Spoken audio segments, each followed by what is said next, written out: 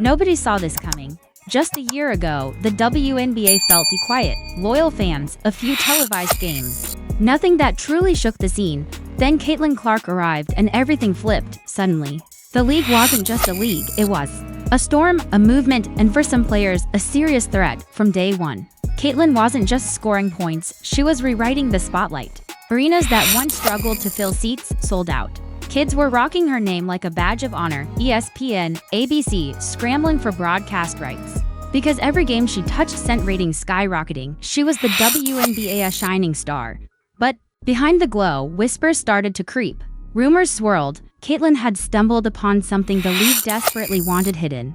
A protected list, players supposedly untouchable. No matter how badly they bent the rules, and one name echoed louder than the rest, Brittney Griner. That's when things turned. What began as highlight reels and hero headlines morphed into a battleground of jealousy, shade, and low-key hostility. Caitlin wasn't just facing defenders anymore. She was staring down a system seemingly determined to shield certain stars while pushing her to the sidelines. The fuse was lit, and the fire hasn't gone out. Beneath the record ticket sales and soaring TV ratings, there was another story, the one the WNBA never wanted in daylight. Word is, Caitlin uncovered something explosive, that so-called protected list. A roster of untouchable stars, no matter the scandal.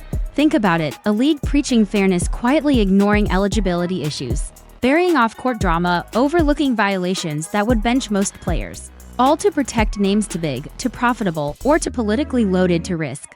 Losing for loyal fans, it felt like betrayal. For Caitlin, built on work ethic and discipline, it was a slap in the face. She didn't just move on, insiders say she's been collecting receipts, tracing exactly how deep the favoritism runs. And one name keeps surfacing louder than the rest, Brittney Griner, the polarizing star, who's dominated headlines for years. If the rumors hold, Griner didn't just benefit from favoritism. She personified it, the player who could bend rules, speak freely, and walk away unscathed. Caitlin knew exposing it would burn bridges. But silence, that meant playing along with a system already cracking. She made her choice, pull back the curtain, face the flames. At first, it seemed like rookie versus better intention. But the Clark-Griner rivalry quickly turned personal, messy, ugly. What should have stayed on the court bled into moments fans couldn't unsee. Small elbows, ignored shoves, trash talk cutting deeper than usual. Teammates noticed the fouls stacking up, whistles, silent, game after game. Caitlin wasn't just playing 5 opponents. She was playing the league itself, and then the courtside. Whispers started. Griner allegedly hurled slurs mid-game, calling Caitlin trash and worse. One clip went viral. Suddenly, this wasn't just basketball, it was about respect, identity, and whether the league would actually hold stars accountable. Social media erupted, fans raged. If Caitlin said that, suspended immediately. They weren't wrong. The WNBA's silence only fueled suspicions. Some players were untouchable. No matter how low they stooped, Caitlin didn't break. She powered through elbows, slurs, cheap shots. Each blow carved a deeper rivalry. This wasn't rookie versus veteran anymore. It was about power, who the league shields and who it throws under the bus. Then 2023 hit. The feud exploded off court. Brittney Griner found herself at the center of one of the messiest headlines of her career. Ambushed at an airport by YouTuber Alex Stein, a routine travel day turned chaotic. Stein appeared out of nowhere, camera rolling, shouting questions. And he wasn't just talking hoops, he dug into personal rumors swirling online for years. The clip went viral instantly, millions of views, endless commentary instead of sympathy. Griner got dragged through the rumor mill, past controversies, wild conspiracy theories. Fans unearthed it all. Some saw racial undertones. Others argued the league failed to protect its star. For Caitlin Clark, the message was crystal. The drama around Griner wasn't cooling down, it was growing. This wasn't just stats or on-court antics anymore. It was identity, image, and the secrets the league desperately wanted buried.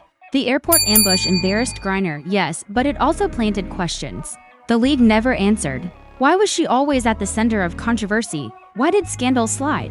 Most importantly, what was the league hiding? For Caitlin, these questions made the whispers about protected players feel real. If she truly had proof of favoritism, Griner's airport chaos was just another piece of the puzzle. But what came next? That would make all of this look small. The rivalry wasn't simmering anymore. It was about to explode on the court. Every rivalry has a breaking point. For Caitlin and Griner, it hit hard in one unforgettable moment. Supposedly just another game. Indiana Fever versus Griner's powerhouse squad. Everything exploded mid-match. Caitlyn drove to the hoop and Griner swung a brutal elbow straight to her throat. The arena froze, Clark crumpled, clutching her neck, while officials scrambled. The clip went viral before Caitlyn even reached the locker room. Fans couldn't stop replaying it, stunned at how blatant it was. Analysts called it reckless, dangerous, and deliberate, and the league, dead silence, no fine, no suspension, no statement. That quiet spoke volumes. Caitlyn had seen it before, two sets of rules in the WNBA, one for untouchable stars, another for everyone else. Caitlyn missing the next game sparked outrage. People weren't just angry about the elbow. They were furious the rookie driving ticket sales and TV ratings sat sidelined, while the veteran who injured her walked free. Commentators spelled it out. If Caitlyn had done this to Griner, she'd be gone for the season. Fans agreed. The double standard was undeniable, but Caitlyn didn't fold. If anything, it fueled her fire. From that moment, it wasn't just surviving politics, it was exposing them. The elbow lit the fuse, but what came next poured gasoline. In a heated rematch against Indiana, Griner fouled out late in the second half, storming off. Cameras caught her shouting at Caitlyn. Audio was fuzzy, but fans swore they heard. "Trash effing white girl." The clip exploded online, Twitter, Instagram, TikTok, slow-mo replays, heated debates, and captions everywhere. Some said she muttered "whack call," others swore it was a slur. Either way, it was personal, raw, ugly. Reactions were wild. Former athletes, analysts, celebrities weighed in. Riley Gaines, outspoken ex-NCAA swimmer, tweeted, "If Caitlyn said that in reverse, her career would be over by now." Thousands agreed, and the WNBA, silence, no investigation, no slap on the wrist. Fans knew the truth. Caitlyn would have been punished instantly.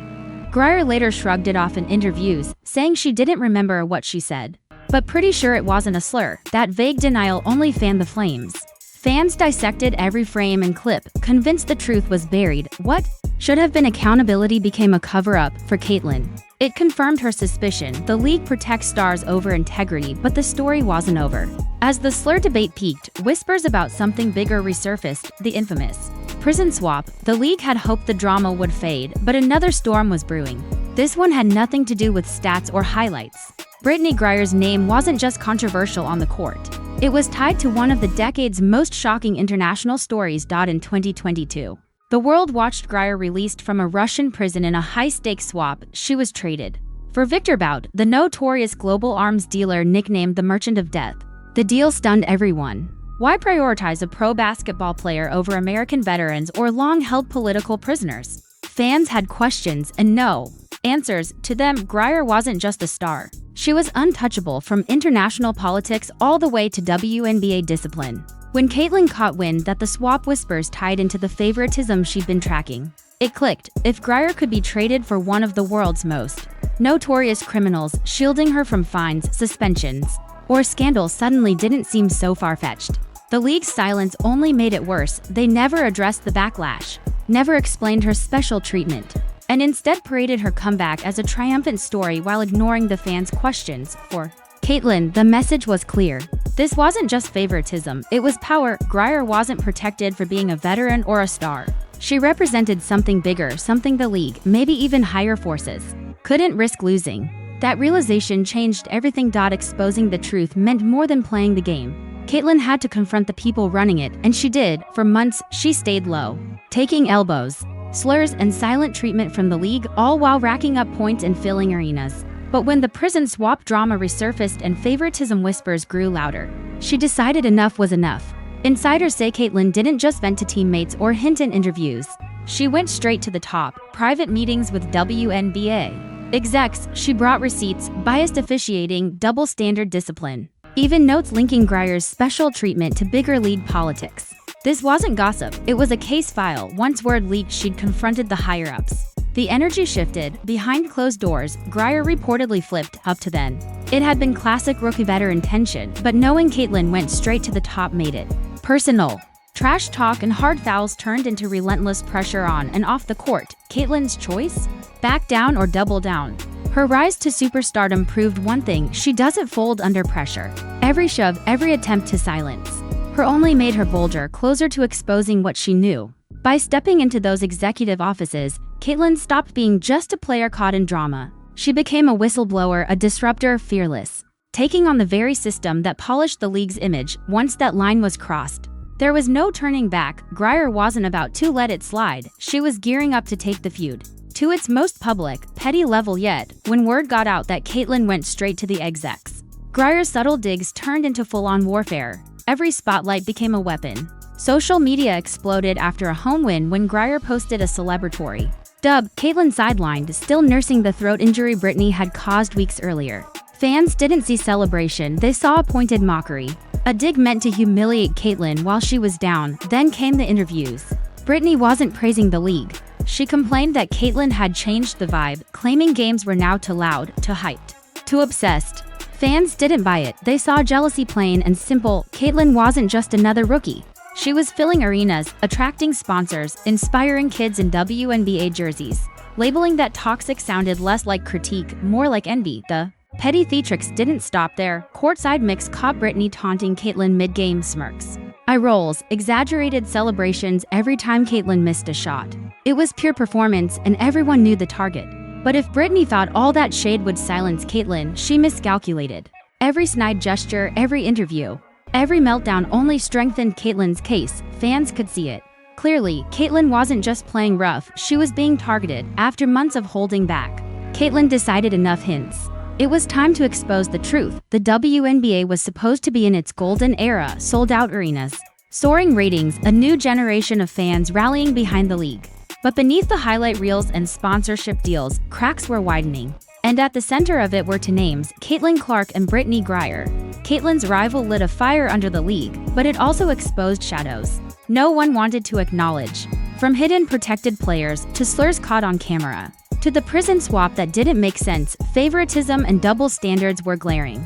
Fans weren't whispering anymore, they were demanding answers. Brittney, once a symbol of resilience, had become the league's lightning rod for controversy. Every shove, shade-filled post, and unanswered allegations split fans, defenders on one side, critics calling out the WNBA's protection culture on the other. Caitlyn, meanwhile, was no longer just a rookie sensation, she became the face of resistance, challenging both rivals and a system that crowned some untouchable. If Caitlyn's rumored receipts ever go public, the WNBA won't just face a heated rivalry. It will face a reckoning. The league is at a crossroads: cling to silence and risk losing fan trust, or confront favoritism, double standards, and the chaos Caitlyn has exposed. One thing is certain, this isn't just basketball anymore, it's power, truth, and the future of the league. The burning question: will the WNBA survive this firestorm?